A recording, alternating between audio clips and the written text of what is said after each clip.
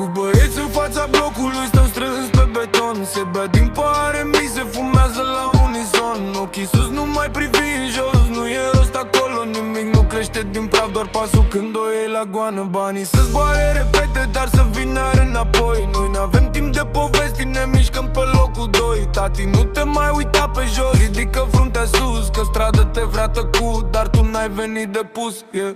Se aprind priviri, se strânge cercul. Cine cade azi, mâine urcă iar cu cercul. Nu ne face mici, nu ne face reci. Când bate noaptea tare, noi rămânem fermi aici. Cu băieți în față, cu băieți în față.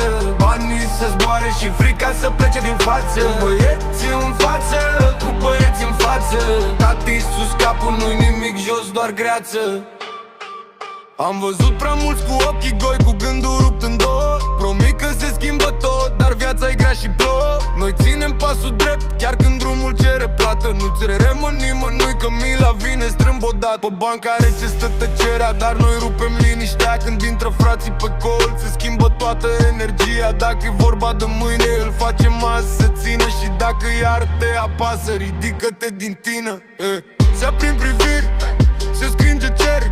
Cine cade azi, mâine urcă iar cu cerc.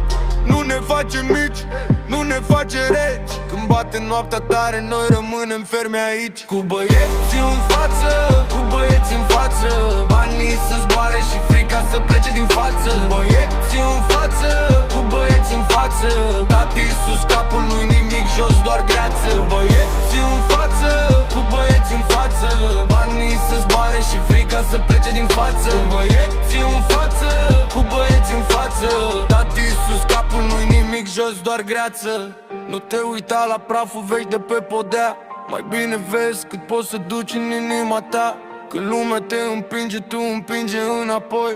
Și ține-ți pasul viu, chiar dacă spargi greoi. Cu băieți în față, cu băieți în față, cu băieți în față.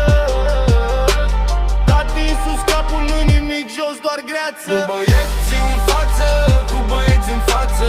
Banii să zboare și frica să plece din față. Cu băieți în față, cu băieți în față.